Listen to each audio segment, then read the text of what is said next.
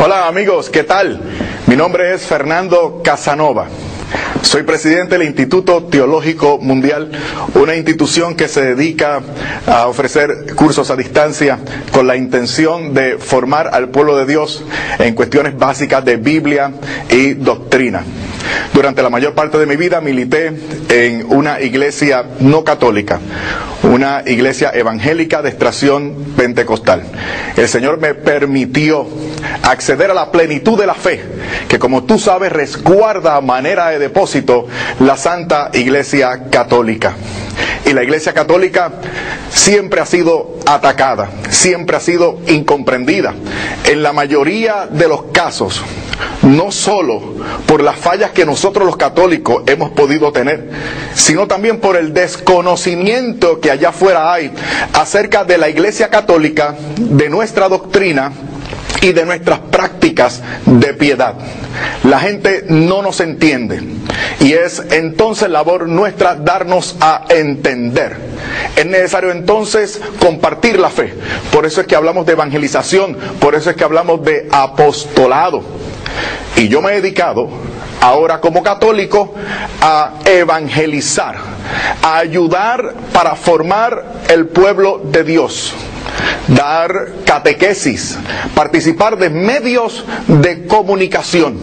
Y hemos utilizado como parte de nuestra estrategia lo que conocemos como apologética, que es la defensa de la fe. El texto bíblico del cual partimos es Primera de Pedro, capítulo 3, versículo 15. Ahí dice el apóstol San Pedro que nosotros los cristianos debemos dar razones de nuestra esperanza a todo aquel que nos las pida. Y añade que debe ser con mansedumbre, debe ser con sentido de caridad.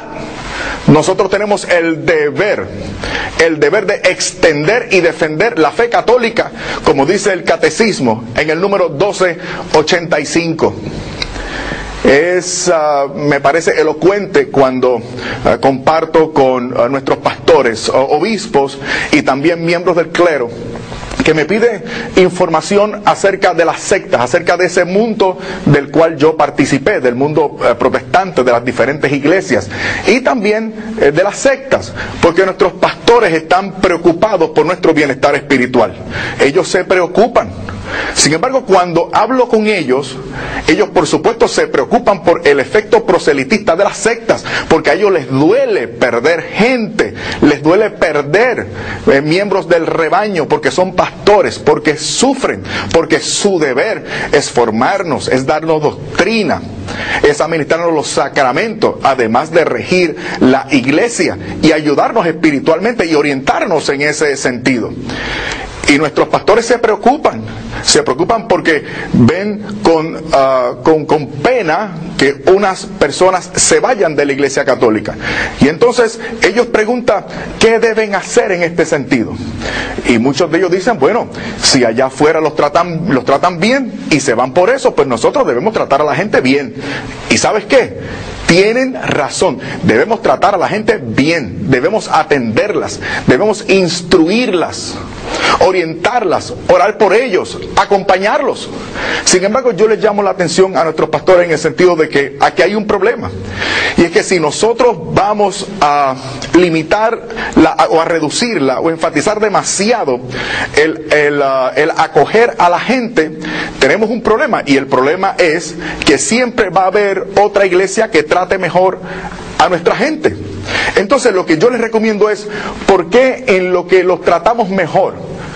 Ciertamente hay que atenderlos bien, no hay ningún problema con eso, pero en el camino, ¿por qué no reforzamos la catequesis, la formación, la predicación, para que concientice a la gente de que la fe tiene elementos de perseverancia, de fidelidad, de identidad? La fe es algo grande, algo sublime, algo que es trascendente, algo que es incondicional. Y debemos hacer a la gente consciente de estas cosas, para que ellas se den cuenta de que al fin de cuentas no hay excusa para irse de la Iglesia Católica. Todo esto viene motivado por una alocución del Papa en una entrevista. Una entrevista que fue recogida en un volumen que se llama Luz del Mundo. Aquí el Papa dice algo muy elocuente. Él dice que los peores adversarios de la iglesia no son los que la atacan desde afuera, sino los pecados de nosotros los fieles de la iglesia, de nosotros los católicos. Por lo tanto, en esta serie te quiero proponer la espiritualidad como la nueva frontera de la defensa de la fe o de la apologética. Viene a la mente el énfasis del Papa Juan Pablo II en aquella época, cuando decía, reforzando la Evangelii Nuntiandi de Pablo VI, pero Juan Pablo II también decía que la evangelización, además de afuera, debemos enfatizarla desde adentro también, para la gente de adentro. Una evangelización, una convocatoria, una formación, una identificación, un proceso de identificar a las personas con Jesucristo. Por eso tenemos este escenario de esta manera, para que te identifiques con el Señor de la cruz, con el que venció la muerte y el pecado desde la cruz. Debemos identificarnos con ese Señor, con el Cristo correcto. Entonces, ¿cuáles son los peores enemigos, adversarios de nuestra iglesia? Mira, yo por lo menos te voy a presentar alguno de ellos. ¿Tú quieres saber quiénes son? Podría ser tú y podría ser yo. Tú y yo podemos ser los peores enemigos de esta benemérita fe. Tú y yo, que hemos sido bendición para esta iglesia, que la hemos amado, podríamos convertirnos en escándalo para ella. En ocasión de pecado, en ocasión de murmuración, en ocasión de reprobación de nuestra benemérita fe. Por lo tanto, atendiendo a ese posible enemigo nefasto de la iglesia, que eres tú y que soy yo, debemos atender entonces nuestra condición espiritual para fortalecer los músculos del espíritu y dar testimonio de una vida íntegra, con rectitud de intención, todo el tiempo. Formándonos en la fe, porque el que ama lo quiere saber todo, porque para amar tú necesitas conocer, y se conoce lo que se ama y lo que se estudia. Por lo tanto, tienes que profundizar en los misterios, tienes que formarte, tienes que entonces tratar de que ese posible enemigo se convierta en tu aliado. Tú tienes que tratar a ese posible enemigo, tú te tienes que hacer cargo de tu salud espiritual y yo de la mía, velando también por la edificación espiritual de todos los fieles. Porque la salvación, como te dicen allá afuera, no es individual. Ciertamente hay una responsabilidad individual, personal, tuya y mía, pero esto es en comunidad. A mí no me interesa la salvación de mi propio pellejo solamente. Yo no quiero ir al cielo solo, yo quiero ir con mi esposa, quiero ir con mis hijos, quiero ir contigo. ¿Quiénes son nuestros peores enemigos, según nos enseña nuestra fe? El mundo, el diablo y nosotros mismos. ¿Cuál es el peor? Te lo hemos dicho. Nosotros mismos. Nosotros somos nuestros peores enemigos. Y por eso es necesario buscar ayuda. Y te queremos decir en esta serie qué podemos hacer. Sí, lo que debemos creer, tenemos una idea. Pero ¿qué debemos hacer? Aunando, identificando a este enemigo, podemos fijarnos de un texto de San Pablo, Romanos capítulo 7. Voy a partir del versículo 14. Desde el versículo 14 dice, escucha bien: sabemos que la ley es espiritual, pero yo soy hombre de carne y vendido al pecado. No entiendo mis propios actos. No hago lo que quiero y hago las cosas que detesto. Ahora bien, si hago lo que no quiero, reconozco que la ley es buena. No soy yo quien obra el mal, sino el pecado que habita en mí. Por eso dice San Pablo también que cuando alguien es tentado, no diga que es tentado de Dios, sino que cada cual es tentado según su propia concupiscencia. Continúa diciendo: bien sé que el bien no habita en mí, quiero decir, en mi carne. Puedo querer hacer el bien, pero hacerlo no. De hecho, no hago el bien que quiero, sino el mal que no quiero. Qué enigmático es este enemigo nuestro, ¿verdad que sí? Por lo tanto, si hago lo que no quiero, eso ya no es obra mía, sino del pecado que habita en mí. Es la inclinación, es la concupiscencia. Ahí, sigo citando, ahí me encuentro con una ley. Cuando quiero hacer el bien, el mal se me adelanta. En mí el hombre interior se siente muy de acuerdo con la ley de Dios, pero advierto en mis miembros otra ley que lucha contra la ley del Espíritu, y paso a ser esclavo de la ley del pecado que está en mis miembros. Infeliz de mí, ¿quién me librará de este cuerpo o de esta muerte? Gracias sean dadas a Dios por Jesucristo nuestro Señor. En resumen, por mi conciencia me someto a la ley de Dios, mientras que por mi carne sirvo a la ley del pecado. Aquí hay un primer principio que debemos aprender, y es que es necesario estar en constante examen. Por eso nuestra fe nos habla del examen de conciencia, el examen de conciencia que deberíamos hacer todas las noches, revisando nuestra presente manera de vivir, de donde el Señor nos sacó anteriormente y lo que el Señor espera de nosotros, porque la voluntad del Señor para nosotros es nuestra santificación, según dirá el apóstol San Pablo en la primera carta a los tesalonicenses. Debemos tratar al posible peor enemigo de esta iglesia, que eres tú y que soy yo. ¿Cómo lo vamos a hacer? Primero, examen. Segundo, tienes que rectificar. No te excuses. Pero si no lo hace San Pablo, este gran campeón de la fe no lo hace, no se excusa. Reconoce el misterio y la voluntad de Dios que está por encima de él. 3 veces rogó que le fuera sacado el aguijón en su carne, un mensajero de Satanás que lo torturaba. Y las 3 veces le respondió el Señor: que mi gracia te sea suficiente. Colosenses 1:24, yo en mi cuerpo padezco lo que falta a la cruz de Cristo. Y no estamos hablando de un hombre amargado, no estamos hablando de un hombre infeliz. El gozo del Señor, dice el apóstol también, es mi fortaleza. Estad siempre gozosos, son palabras también del apóstol San Pablo.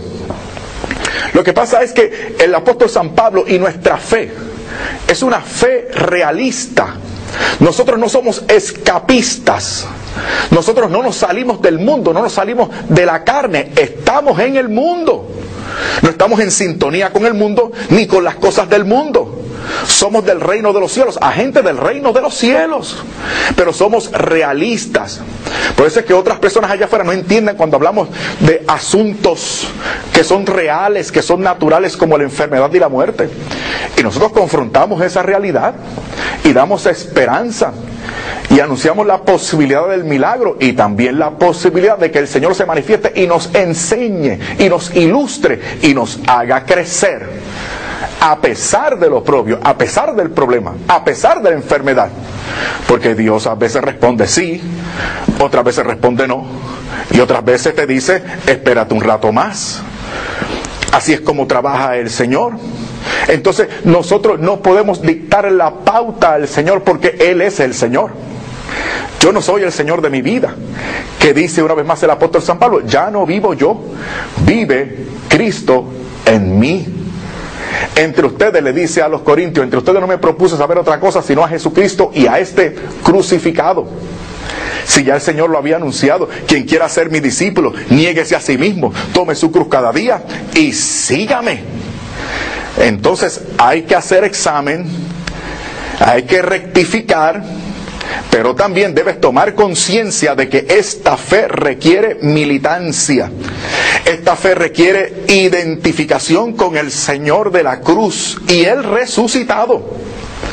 Y comunión con el Señor y el resucitado supone comunión y aceptación y sometimiento de todo lo que el Señor ha revelado y ha establecido.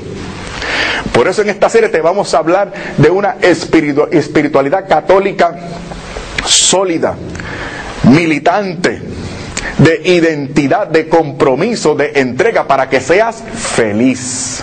Mira qué interesante. No estamos recomendándote un anonadamiento de ti mismo, sino la realización de tu ser. Tu felicidad plena. Se puede ser feliz aquí en la tierra y lograr el cielo también. Pero ¿dónde está tu felicidad?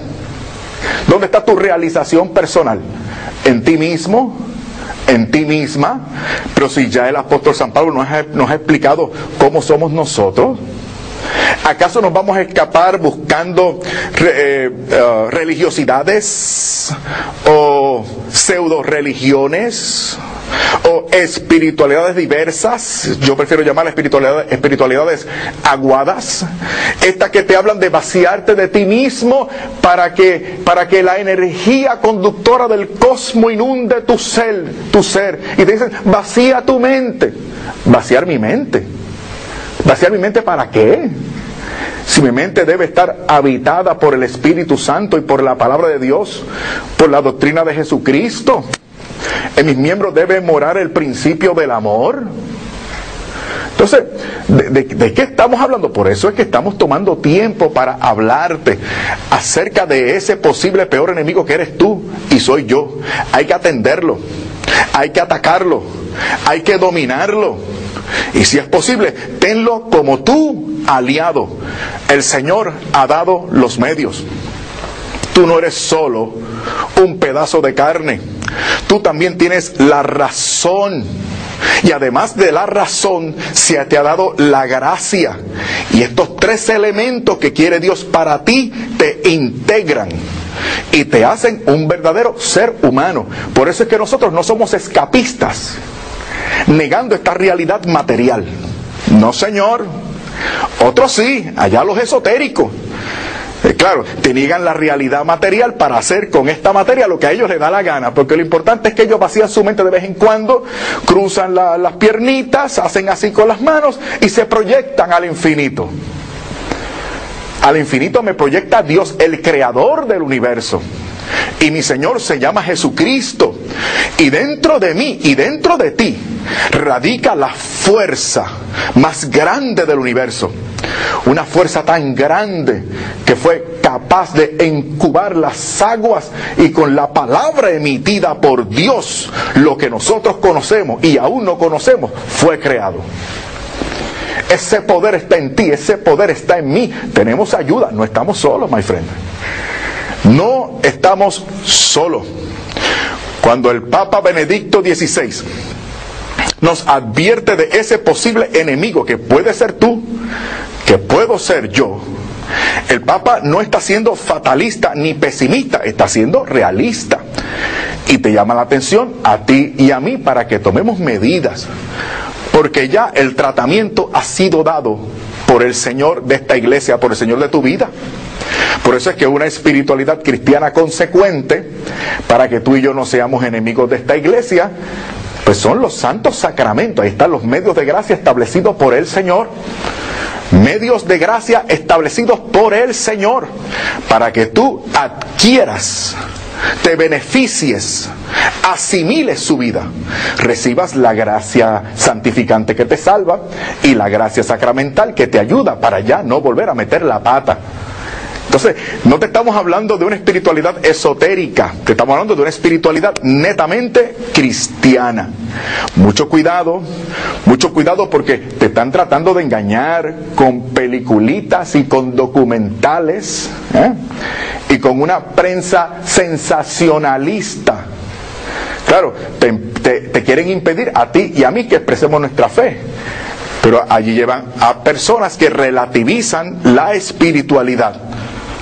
Y a veces utilizan hasta algunos elementos de fe cristiana para engañarte. Entonces, nosotros en la iglesia, a través de la voz del magisterio y de la revelación, tenemos los medios para crecer espiritualmente. Y le estamos prestando oído a personas que no tienen la vida de Cristo, a personas que no conocen nuestra fe, a personas no solamente de reputación dudosa, ya eso es cuestión de ellos, yo no me meto con eso. Pero ¿dónde está la integración de la vida? ¿Dónde está el ideal de que lo que tú dices debe estar de acuerdo con lo que tú haces? Ese es el otro elemento. No solamente el examen, no solamente la vida combativa, sino que además tú debes ser una persona consciente de estas cosas. Tú debes ser una persona lista. Tú debes ser una persona astuta. Tú debes ser una persona consciente de ese posible gran enemigo que eres tú y que soy yo. La espiritualidad, hermano mío, hermana mía, es la nueva frontera de la defensa de la fe. Por supuesto, hay que responder. Hay que dar razones de nuestra esperanza.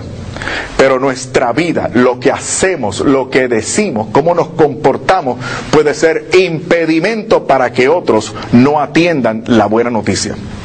Lo que tú dices puede ser verdad, pero lo que tú haces puede contradecir eso que es verdad. Entonces, la unidad de vida es esencial. La espiritualidad católica te está hablando de esto desde siempre. Unidad de vida, porque todo tiene que ver con la vida del Espíritu.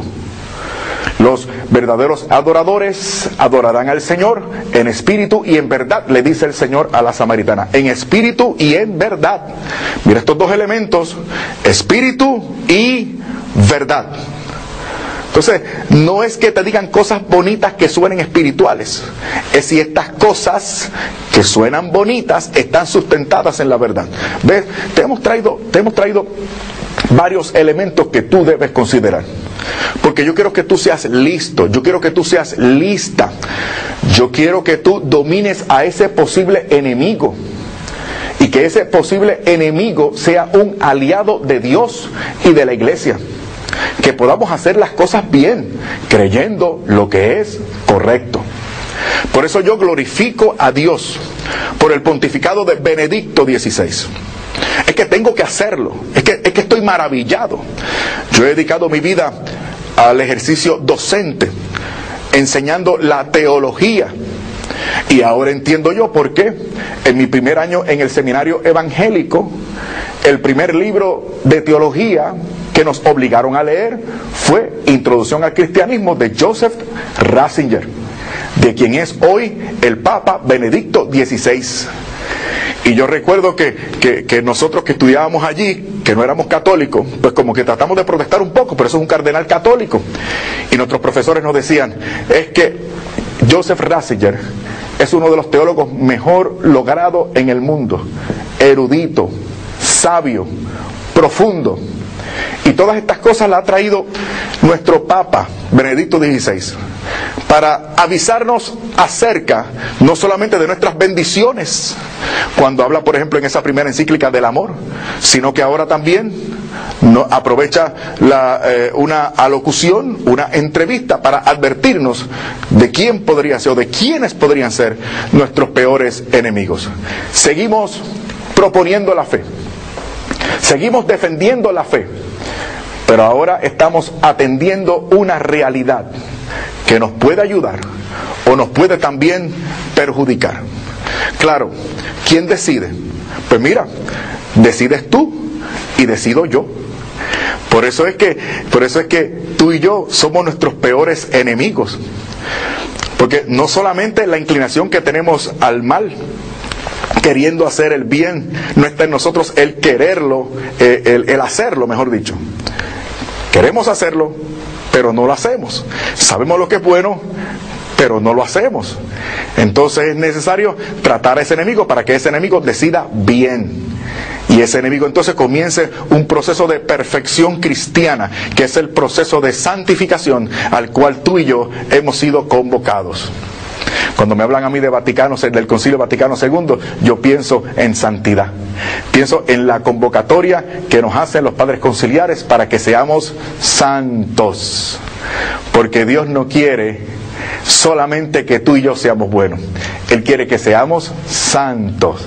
Bueno puede ser cualquiera, pero para ser santo tú necesitas la asistencia divina.